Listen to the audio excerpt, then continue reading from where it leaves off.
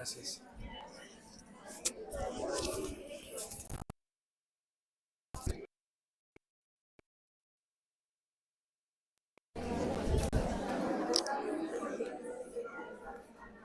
Y ya se queda para mañana, ¿eh? Sí. Muy bueno, ¿eh? Sí.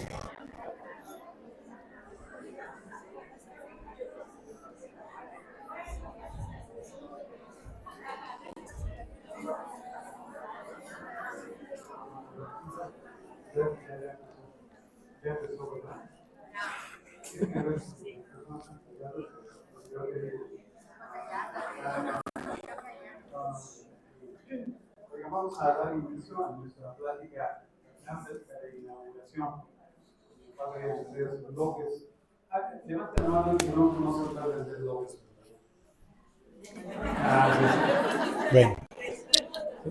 Bueno, es nuestro director nacional de la Guardia de Honor. Y bueno, van a ver cómo su exposición, sus exposiciones nos van compenetrando en la espiritualidad de nuestra, muy especialmente. Así que, bueno, al final nada más les vamos a pedir que cuando termine esto, vamos a dar algunos detalles para el día de mañana. ¿Sí? Padre, muchas gracias. Bienvenido, Padre. Gracias. Un aplauso al Padre, por favor. Muchas gracias. En nombre del Padre, y del Hijo, y del Espíritu Santo. Amén. Dios te salve María, Llena eres de gracia, el Señor es contigo. Bendita eres entre todas las mujeres, y bendito es el fruto de tu vientre, Jesús. Santa María, Madre de Dios, ruega por nosotros los pecadores, ahora y en la hora de nuestra muerte. Amén. Dios te salve María, llena eres de gracia, el Señor es contigo. Bendita eres entre todas las mujeres, y bendito es el fruto de tu vientre, Jesús. Santa María, Madre de Dios, ruega por nosotros pecadores, ahora y en la hora de nuestra muerte. Amén. Dios te salve María, llena eres de gracia, el Señor es contigo. Bendita eres entre todas las mujeres, bendito es el fruto de tu vientre, Jesús. Santa María, Madre de Dios, ruega por nosotros pecadores, ahora y en la hora de nuestra muerte. Ven Espíritu Santo, llena los corazones de tus fieles y enciende en ellos el fuego de tu amor. Envía ese bendito Espíritu, todo será creado y se renovará en paz. Oremos. Oh Dios, que has iluminado los corazones de tus fieles con la luz del Espíritu Santo, háganos dóciles sus divinas inspiraciones, para que podamos comprender siempre lo que es recto ante tus ojos, gozar de tus divinos consuelos, por Jesucristo nuestro Señor. Amén. Sagrado Corazón de Jesús, en el nombre del Padre, y del Hijo, y del Espíritu Santo. Amén. Muy buenas noches a todos. Antes de que empecemos nuestra plática esta noche, voy a preguntarles cómo están. Bien. ¿De dónde vinieron? ¿Quién es el que viene desde más lejos? A ver, ¿quién gana? ¿Chihuahua? Chihuahua, levante la mano. Un aplauso a los de Chihuahua, por favor. Monterrey. Monterrey también viene de lejos, un aplauso. Aguascalientes vienen 40 personas, levanten la mano. Aguascalientes. ¿Y el Padre Miguel? ¿Dónde está el Padre Miguel? Ya se fue a descansar. Bueno, le damos un agradecimiento al Padre Miguel, que lo vi hace ratito. ¿Y de dónde más vienen? A ver, díganme. De Coahuila. De Saltillo, ciertamente. Un aplauso.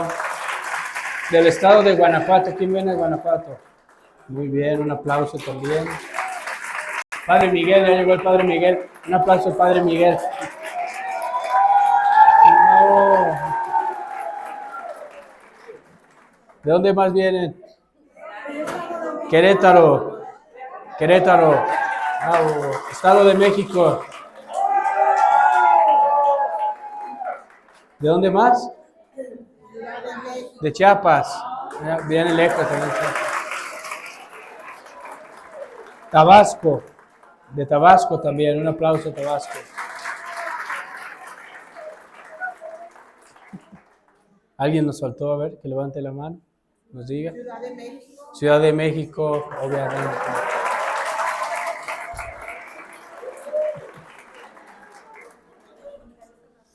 Bueno, pues nos da mucho gusto que hayan podido trasladarse y que nos podemos encontrar hoy aquí en este retiro. Y esta charla va a ser un poco introductoria nada más, pero creo que nos puede ayudar para dar una contextualización de todo nuestro retiro. Entonces, quiero que pensemos en la consagración al Sagrado Corazón de Jesús como un evento central en nuestras vidas. Y que también lo fue en la vida y en la experiencia de Santa Margarita. Cuando ella se consagró al corazón de Jesús, no existía la consagración al corazón de Jesús. De hecho, tal vez ni siquiera lo entendió de esa manera en el momento en que sucedió, sino después ella fue profundizando en el camino que había ido eligiendo y al que Jesús le había llamado, y de esa manera fue que también escribió no solo sus escritos autobiográficos, donde nosotros podemos conocer todo esto, sino también escribió esa primera fórmula de consagración al Sagrado Corazón de Jesús. Y si le puso primera fórmula, no solo porque fue la primera cronológicamente, sino porque allí ella quiso poner también por escrito lo que significó para ella su propio camino de unión con el corazón de Jesús. Entonces, fue un evento central en su vida. Nosotros podemos entender su vida desde varias etapas, pero todas las etapas antes de la consagración, de alguna manera estaban preparando ese momento. Ella desde pequeña pues, va siendo testigo del amor de Jesús, porque se le manifestó desde muy joven, desde niña. En medio también de muchas situaciones de dificultad y de tribulación y de enfermedad, de pobreza. Vivía en un ambiente muy complicado y en tiempos también muy complicados, de mucha miseria. Y además, pues tuvo también en su propia familia grandes tragedias. Primero porque perdió a su padre muy joven y luego también su madre estuvo muy enferma y finalmente también la perdió. Y entre la enfermedad, las situaciones familiares, las dificultades que encontraba, pues tuvo una infancia muy difícil, una infancia complicada, pero en medio de esa infancia ya estaba también ella siendo elegida y también siendo conducida por el corazón de Jesús. Y entonces, así como sufría muchas problemáticas, así también Jesús se le manifestaba sufriente. Y ella lo veía, pues no nos da muchos detalles de cómo, pero si era en su imaginación, si era en sus sentidos, pero desde chiquitita veía a Jesús crucificado o lo veía como el Nazareno, como el hecho hombre, y le mostraba cómo por medio de su sufrimiento, pues él había redimido al hombre. Entonces, esto es muy, muy general lo que les estoy diciendo, ¿no? Tuvo una experiencia del amor de Jesús, que se le comunicaba así, sacrificándose por ella. Y una experiencia muy demandante, podemos decir, porque así como le manifestaba su amor, también se lo pedía, se lo exigía, se lo robaba. Y eso fue avanzando y se fue haciendo más intenso a medida que ella fue creciendo y también fue adquiriendo más madurez y más convicción en sus decisiones. Entonces, tiene una experiencia profunda del ser amada por Jesús y ser amada por Jesús crucificado. Y eso va a marcar su alma para toda su vida, porque ella entiende que Jesús, el Jesús que tiene ese corazón de fuego,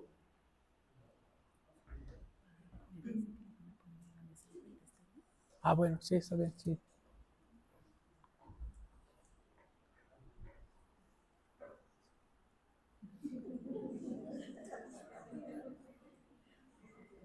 Van a entrar unos ángeles ahorita. Un aplauso a los ángeles.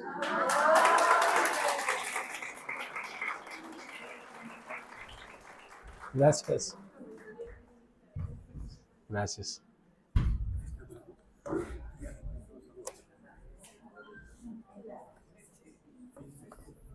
Ay, gracias, gracias.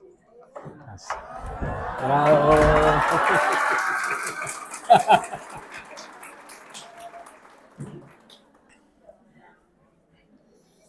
Entonces, ese mismo corazón de fuego que lo vemos, digamos, con tanta dulzura, ¿no?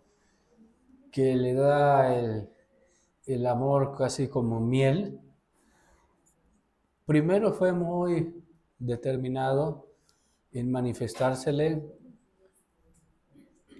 en el lugar de la revelación definitiva del amor de Dios, que es el misterio pascual.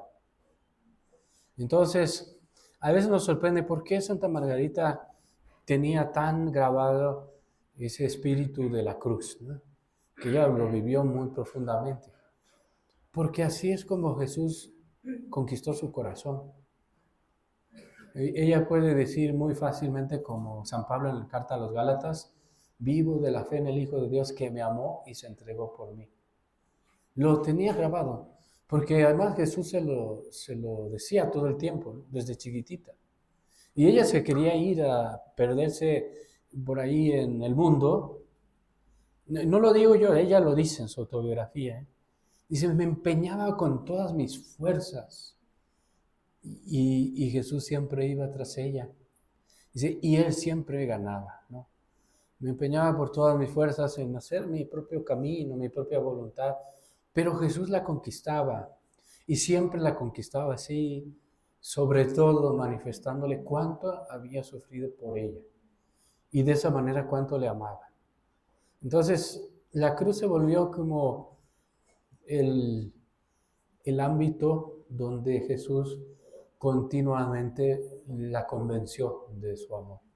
Y eso la hería, dice ella, tiene un lenguaje así de flechas y dice, me lanzaba flechas y saetas y cadenas, ¿no? Las cadenas aparecen también en la escritura, ¿no? En el libro de Oseas, las flechas también aparecen, el Cantar de los Cantares.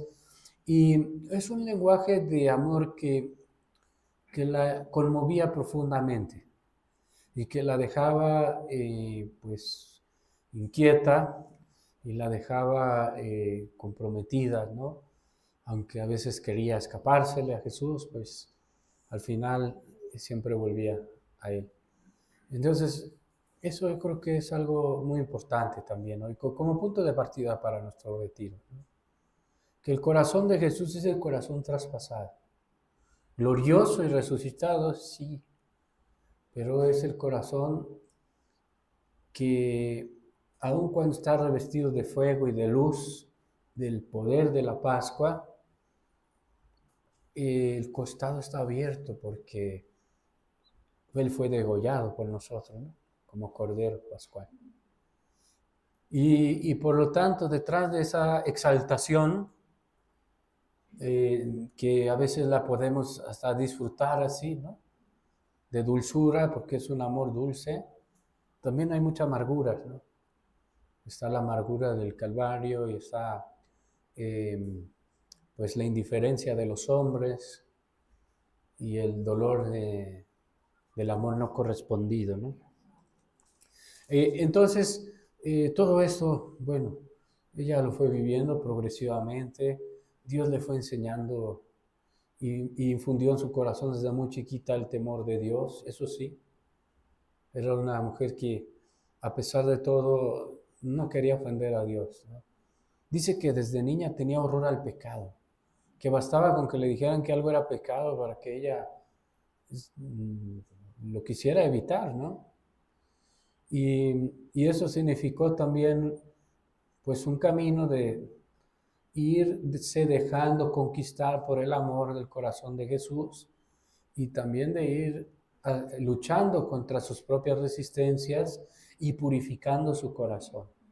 Porque el hecho de que tenga temor de Dios no significa que no haya tenido tentaciones, ni fragilidad, ni pecado, sino que lo tenía.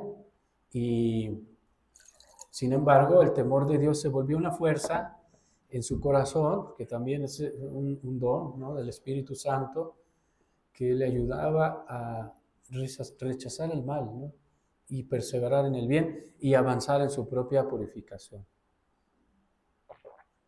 Ahora, otro aspecto que quiero destacar sí, desde el principio, que todo esto es preparación para su unión con Jesús, para su consagración, es que fue una mujer muy eucarística, muy eucarística, desde que la mandaron a vivir con las clarisas en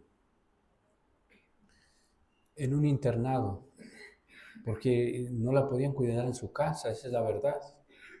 Y estaban muy pobres y entonces se fue a un internado. Y ahí en el internado ella lo que más destaca es que le gustaba pasar la mayor parte de su tiempo en el sagrario. Y veía cómo las monjas vivían ahí y le llamaba la atención y pensaba, yo como quisiera vivir aquí, no tanto por ser monja, sino por poder vivir donde está Jesús en el sagrario, ¿no? Y su experiencia eucarística pues se va haciendo cada vez más fuerte. Y eso también creo que es importante porque toda su espiritualidad es una espiritualidad eucarística. Entonces, así como su primera experiencia del amor de Dios es Jesús sacrificándose por ella, Jesús crucificado por su amor, junto con esa experiencia del Calvario está siempre la experiencia de Jesús haciéndose el pan vivo bajado del cielo para ella.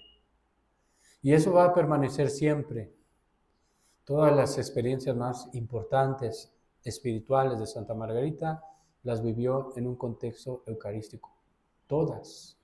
Yo por más que he buscado a ver si encuentro una que no, solo encuentro una, pero ni siquiera esa, que es la gracia de los serafines, la asociación con los serafines, pero ni siquiera porque dice que ella estaba por ahí haciendo un quehacer, ¿no?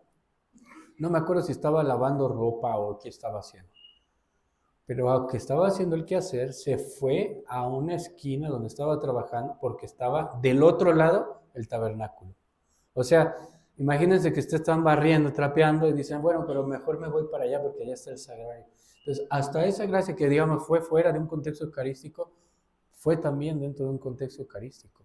De hecho, ella se quedó pensando, antes de que sucediera esa gracia, estaba cerca de la capilla, digamos, lo que le motivó psicológicamente en esa gracia fue pensar, ¿cómo quisiera ser yo como los ángeles que están todo el tiempo con Dios? En cambio yo pues tengo que salir y lavar la ropa, trapear. Eso fue el contexto y de pronto llegaron los serafines. Hola, ¿qué andas haciendo por aquí? Sí. Y sí, le dijeron, pues, ¿quieres eso? Sí, pues vamos a hacer una sociedad. Tú vas a ser asociada a nuestra adoración en el amor al corazón de Jesús, que es perpetua, que no se acaba, que es incesante, y tú nos vas a asociar en tu sacrificio, en tu ofrenda a Dios, en tu sufrimiento, Y entonces, dice Santa Margarita, que desde entonces experimentó una gracia muy grande por la comunión con los serafines, ¿no? Bueno, la gracia central de la Santa Margarita, que ustedes ya saben ahorita, y si no se lo tienen que aprender porque les voy a hacer examen, fue el 27 de diciembre de 1673 y el día de San Juan Evangelista delante del Santísimo Sacramento. Y antes de esa gracia, ella había tenido otras y que eran igualmente relevantes, principalmente la que tuvo el día de su toma de hábito y después la que tuvo el día de su profesión, ¿Y por qué? Porque esas gracias significaron una transición hacia una etapa espiritual nueva, ¿no? Es decir, que ella fue avanzando en su seguimiento de Jesús y su corazón se fue preparando para entregarse con cada vez con más totalidad y su conversión tuvo también etapas decisivas, porque así es nuestra vida espiritual también. No es lo mismo ser niño que ser joven, que ser adulto, ¿no? Nuestra vida tiene un progreso, un desarrollo y unas etapas. Y así como en nuestra vida biológica existe un crecer, un crecimiento, en nuestra vida espiritual también existe una manera de ir avanzando en el reino de Dios. Porque la gracia santificante que recibimos en nuestro bautismo es un germen de eternidad, una semilla de incorruptibilidad y es una vida que tiene que crecer. Imagínense si siguiéramos con la misma gracia que tuvimos cuando fuimos bautizados, pues estaríamos como la higuera que Jesús hoy en el Evangelio dijo, no dio ningún fruto, ¿no? Pues no, sí, ¿para qué nos dio Jesús la gracia santificante? No para que se quede sin dar frutos, sino para que dé frutos de vida eterna. Y los frutos de vida eterna son un crecimiento y una transformación profunda de nuestro ser. Y esa transformación se va expresando en la fe, en la esperanza, en la caridad, en las virtudes, en la fortaleza, en la templanza, en la prudencia, en la justicia, pero también en los dones del Espíritu Santo, en la docilidad a los dones. Se va expresando en nuestra vida a través de una conversión que pasa por etapas. Entonces, la primera etapa que digamos que es como la infancia de manera metafórica, Santo Tomás de Aquino le llamaba la etapa de los principiantes. Es una etapa de mucho combate contra las pasiones desordenadas y contra el pecado mortal. Y pues muchas veces ahí nos quedamos mucho tiempo, ¿no? Pero toda la vida vamos a combatir contra el pecado. Lo vamos a ver con Santa Margarita, aun cuando ella está en una perfección ya muy alta, sigue teniendo un combate y no es despojada totalmente de ese hombre viejo. Aunque está en el estado de la unión transformante del matrimonio espiritual, sigue teniendo la experiencia de su fragilidad. Pero aún así ha crecido, porque su corazón está cada vez más instalado en el amor. Entonces, después viene una etapa de conversión más interior y es adquisición de virtudes y es empezar a dejarse mover por el Espíritu de Dios y luego una etapa de simplificación del alma donde la oración se hace más constante, más incesante, más simple, más permanente y donde la persona está más unificada con Dios en el amor y también más disponible para su obra, su voluntad. Y ese crecimiento, así como se los pongo por etapas, pues Santa Margarita lo fue viviendo. Y entonces cuando tiene su toma de hábito, ella está en una etapa de mucho progreso espiritual. Porque cuando toma su hábito, da el paso de lo que nosotros llamamos el desposorio místico, ¿no? y empieza de lleno su vida de unión con Dios. Una unión pues que se va a ir siendo cada vez más transformante y más habitual hasta llegar a su matrimonio espiritual, que se vuelve pues una etapa nueva en su vida, donde va ella a seguir siendo también como nosotros, frágil en muchas cosas, débil, no deja de ser el polvo y el barro que somos todos, pero está muy confirmada en su unión con Dios. Y entonces esa etapa se va a caracterizar por una presencia más habitual de Dios en su vida, de Jesús. Y ya lo va a narrar así, que a partir de ese día, pues ya no era tanto como antes, ¿no? Antes era momentos que Jesús se hacía presente en su vida, a lo mejor muy intensamente, sobre todo en la etapa después de su toma de hábito. Ahora es un compartir la vida, una presencia constante. Pero eso no le quita tampoco ni su lucha, ni su combate, ni su fragilidad, ni momentos de oscuridad. Aunque está encumbrada en la unión con Dios, sigue estando en camino. No ha llegado todavía a, pues, a la paz perfecta y quieta de los santos en el cielo. No, es que eso no se puede.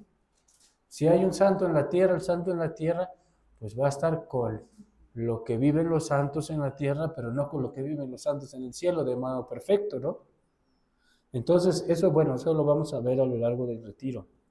Pero aquí lo importante es que veamos que la fue preparando Jesús a través de un camino de renuncias al pecado, de conversión, un camino de entregas cada vez más profundas de su voluntad, de su libertad a Jesús, de sus afectos, de su mundo interior, de su mundo exterior. Y todo eso fue generando una comunión más viva con Jesús, hasta llegar a ese estado de una unión pues estable con Jesús, nuestro Señor, y a través de Él con Dios Padre y con el Espíritu Santo. Y cuando está en ese estado, entonces es que viene la revelación del Sagrado Corazón. No vino desde niña de ese modo, ¿no?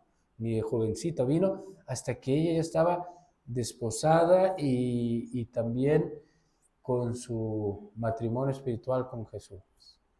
Y esto también nos dice algo muy, muy importante, ¿no? Es que el amor del corazón de Jesús es un amor con toda seriedad, ¿no? Con toda determinación, con toda fidelidad. Es un amor que hace alianza y una alianza total. Entonces vamos a situarla aquí porque yo sé que a veces esto es un poco complicado entenderlo, esto de la esponsalidad en Jesús, porque pues decimos, bueno, pues las monjitas allá en la Visitación, pues sí, que son esposas de Jesús, ¿no? Pero pues yo aquí estoy casado, con hijos, ya tengo nietos, bisnietos. ¿Alguien tiene bisnietos? A ver, levante la mano. Ya, un aplauso a los que tienen bisnietos.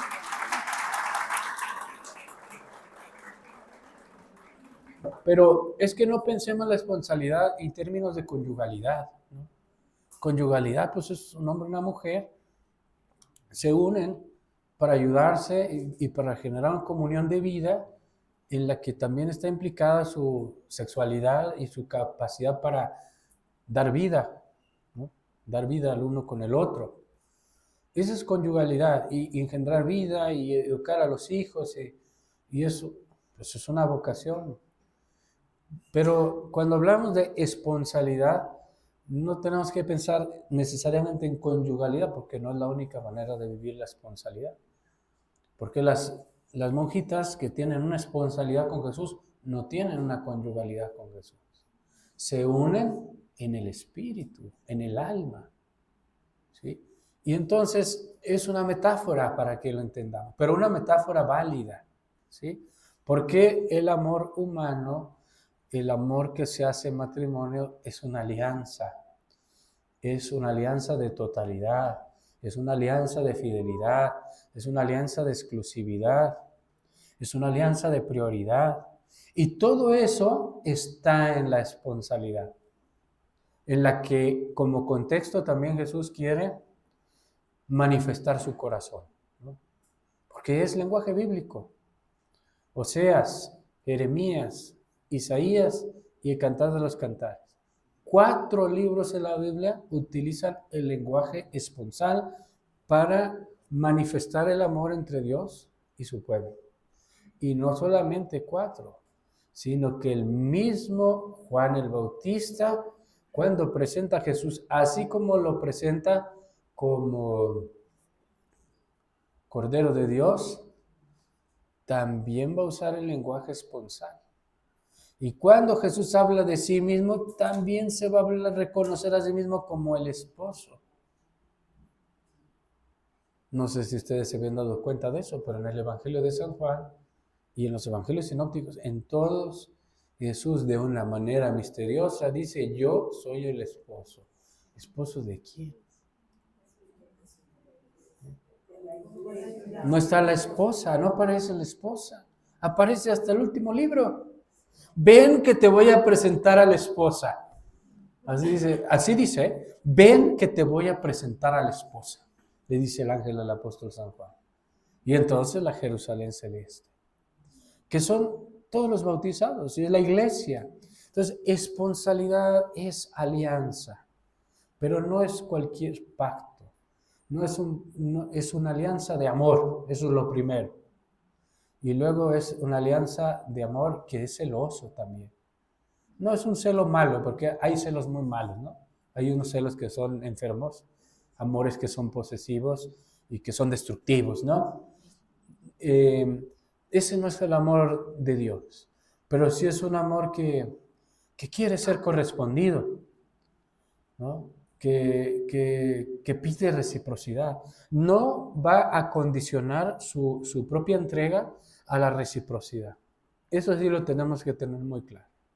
Aunque nosotros un día le dijéramos, no creo que vaya a suceder, Dios no lo quiera, ¿no? Le dijéramos a Jesús, mira, yo ya no quiero tener nada que ver contigo.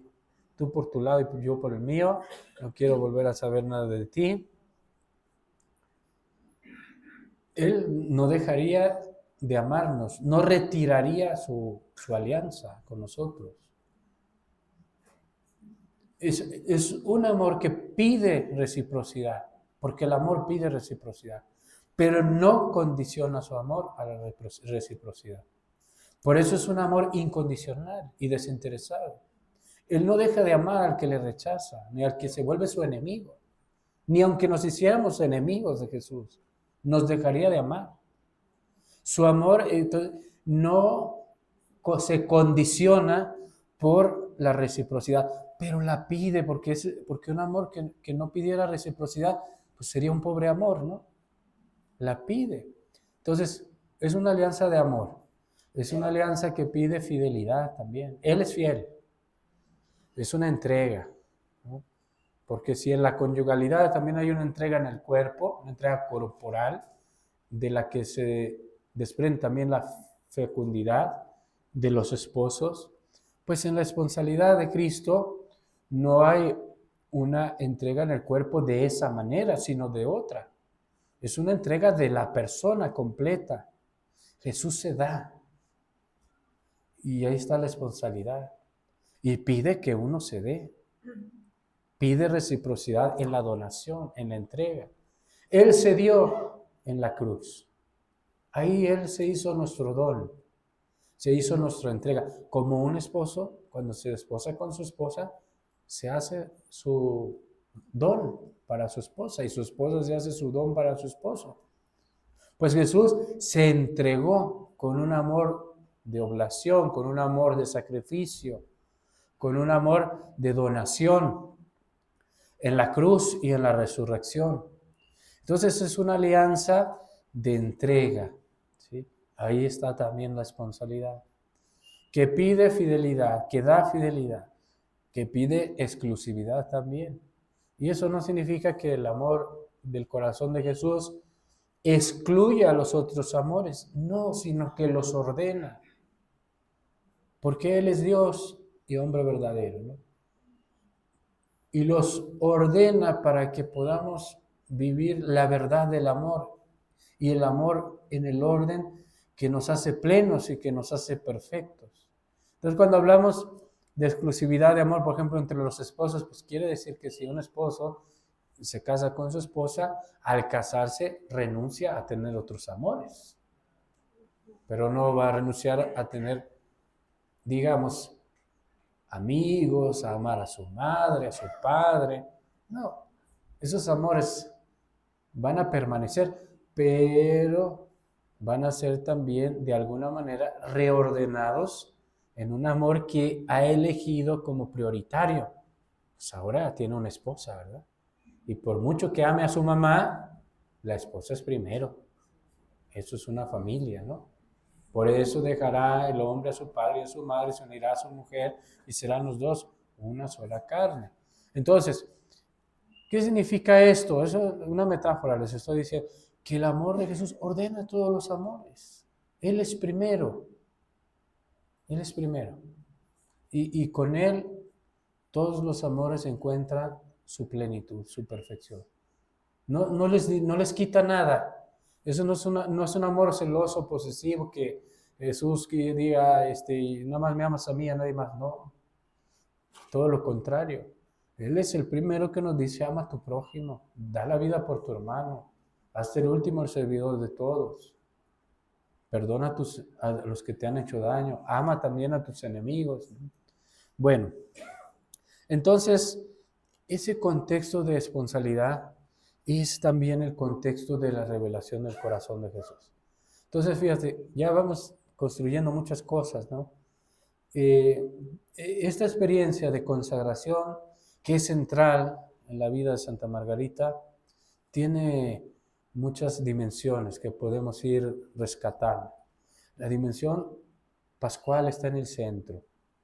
Jesús crucificado y resucitado que le manifiesta su amor en el Calvario, en la cruz y en la resurrección. Jesús que en el cenáculo se hace su alimento, es eucarístico y se da vida. Luego la dimensión de su responsabilidad, su unión con Jesús. Y estas tres están muy unidas, porque el mismo Jesús que le pide su entrega total a Santa Margarita, es el mismo Jesús que se entregó totalmente por ella en el Calvario y que se sigue entregando como alimento en la Eucaristía. Entonces, ahí va a irse construyendo la revelación del corazón de Jesús, entre el cenáculo y el Calvario. Recordemos que en esa revelación de 27 de diciembre de 1673, pues ella está delante del Santísimo Sacramento, pero está también en un cenáculo místico, digámoslo así. ¿Por qué? Porque es el día del apóstol San Juan, donde ella se ve reposando sobre el pecho de Jesús, como lo dijimos en la hora santa. ¿Y dónde sucedió eso? En el cenáculo. En el cenáculo. En el cenáculo sucedieron muchas cosas muy importantes, porque ahí fue la institución de la Eucaristía, el mandamiento nuevo del amor, el lavatorio de los pies, los discursos de despedida de Jesús. Ahí fue también después la manifestación pascual de Jesús resucitado. El mismo día de la resurrección y 8 días después, otra vez. Y ahí mismo, según la tradición de San Lucas, fue el Pentecostés. Y la manifestación del corazón de Jesús está ahí, en el cenáculo también. Pero es un cenáculo pascual, resucitado, porque Jesús se le aparece con fuego, con luz, con llamas, con las heridas de su pasión y con el corazón herido, pero resucitado, vivo, transformándola a ella, ¿no? Entonces, esa experiencia que ella tiene, pues fue preparada. Hay muchos otros elementos de su preparación, pero pensemos, y voy a volver sobre ese momento, ¿no? Durante el retiro, en lo esencial, ¿no? Hay una manifestación nueva del amor del corazón de Jesús para ella. es tomada por el Espíritu, reposa sobre el pecho y luego un diálogo donde le dice Jesús a Santa Margarita: mi corazón arde de amor apasionado por todas las almas, en particular por ti, que ya no lo puedo contener. Quiero derramarme en tu corazón y a través de ti en muchas almas. Le pide su corazón y después lo toma, lo mete en su costado. Y Santa Margarita tiene una experiencia donde dice que su corazón pues casi desaparece como una gota de agua en el océano, o como en un horno ardiente inmenso, como si se hiciera nada.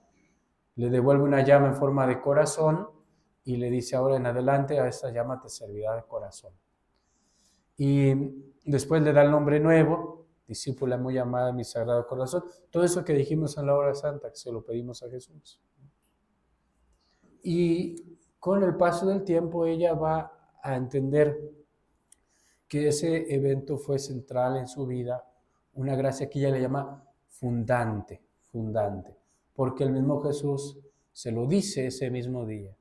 Y para que no tengas duda y sepas que esta gracia no es una ilusión, y sí el fundamento de todas las que te voy a dar después, dejaré un dolor en tu costado. Un dolor que ella sentía en su costado, siempre, pero más los viernes primero de mes. Cada viernes primero volvía ella a tener una manifestación del corazón de Jesús.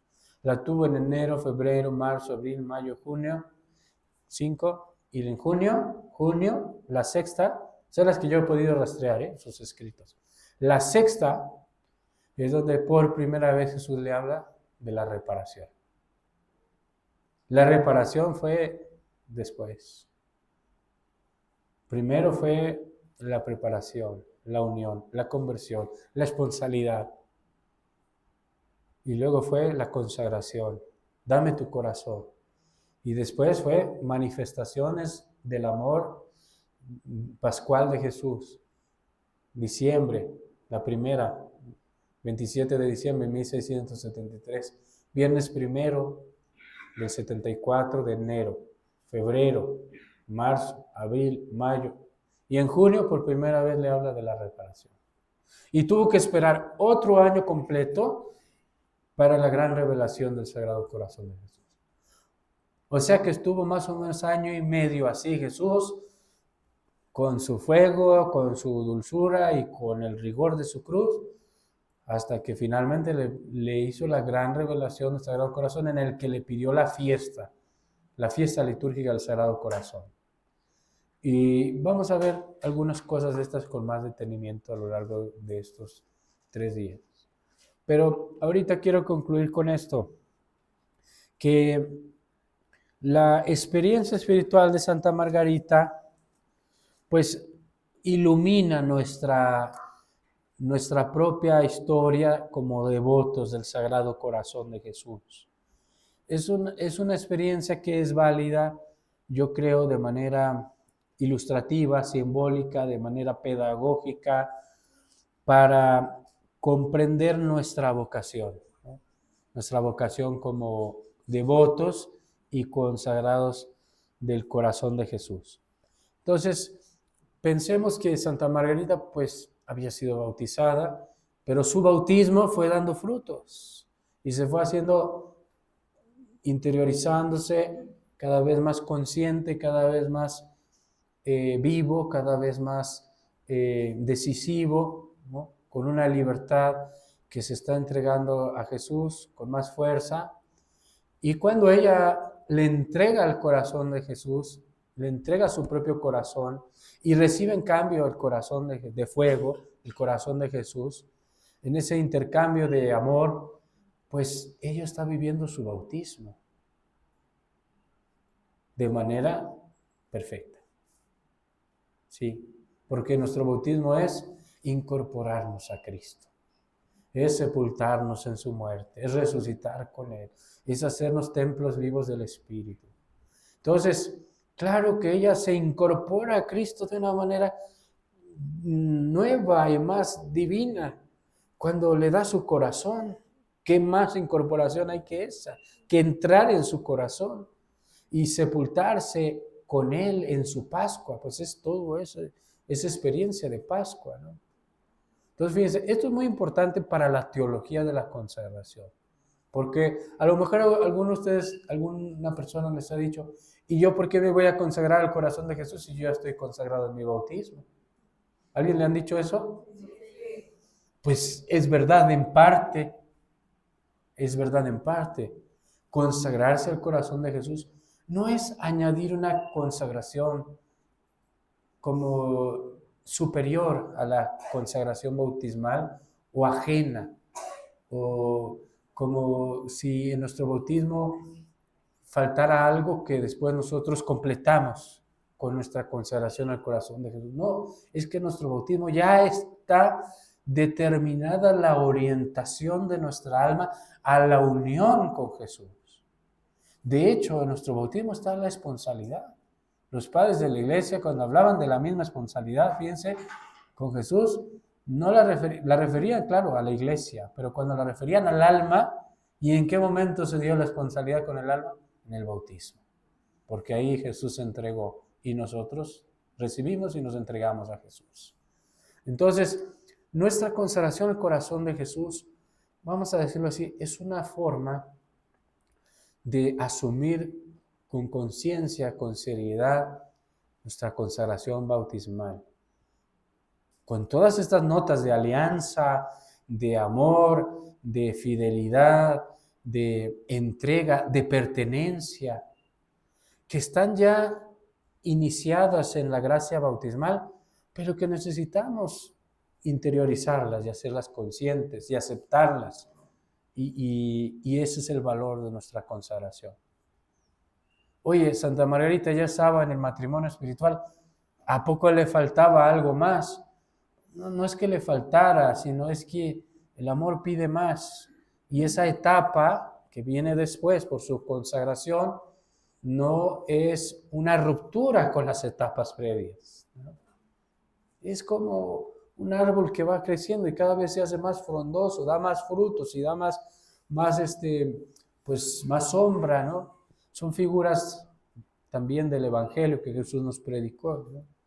Entonces nuestra consagración se instala sobre la gracia bautismal. Y eso es muy hermoso, sobre la gracia santificante, porque es una manera de apropiarnos esa gracia y decir, sí, yo quiero ser tuyo, totalmente, y amarte y servirte.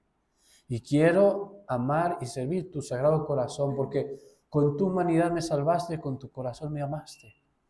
¿Y desde cuándo? Desde que soy tuyo por mi bautismo, pero desde hoy con una determinación nueva, como lo hizo ahí Santa Margarita, ¿no? Con una determinación nueva. Entonces, bueno, es nuestra consagración entregar el corazón, ¿no? Entregar el corazón, entregar la vida.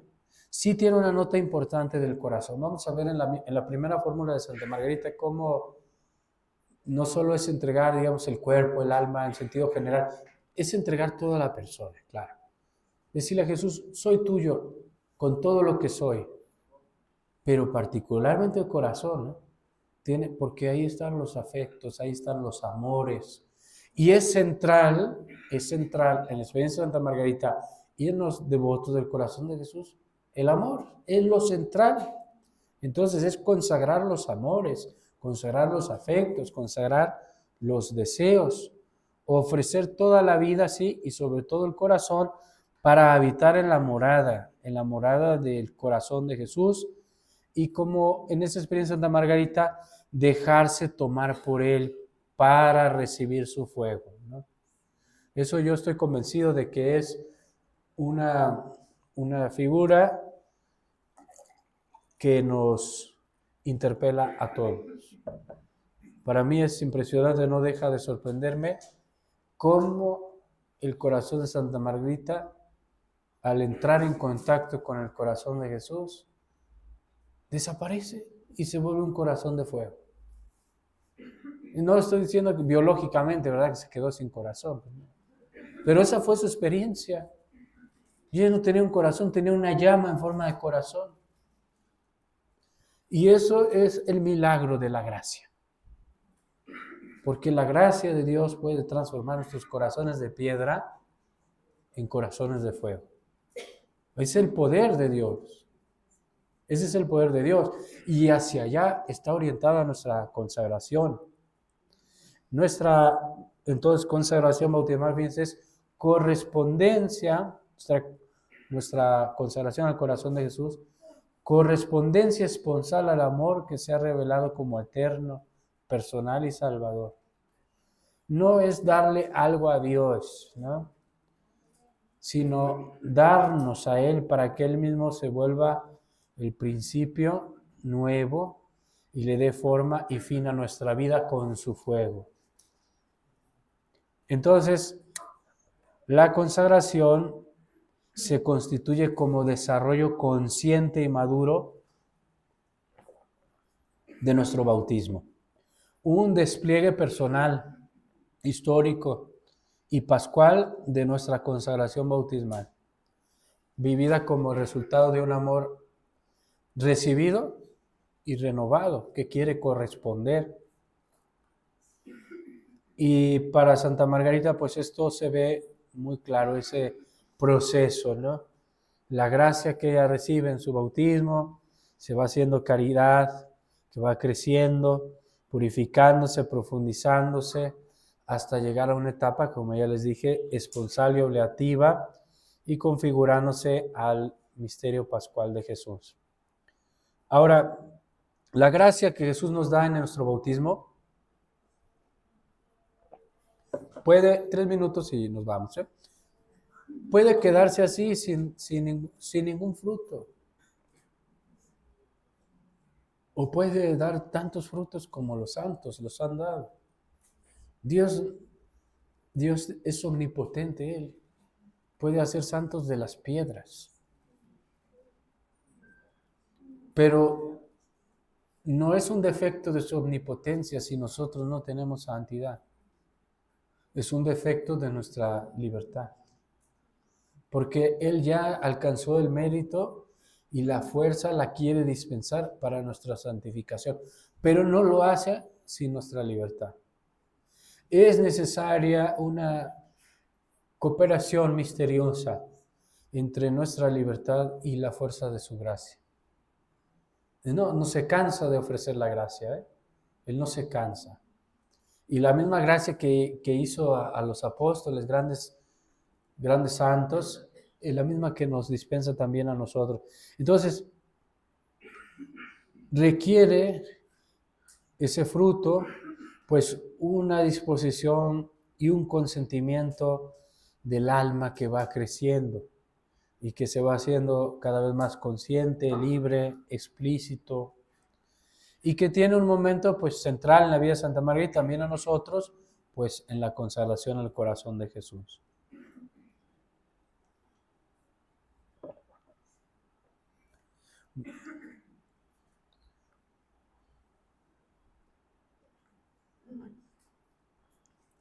Bueno, vamos a dejarle aquí. En nombre del Padre, del Hijo y del Espíritu Santo.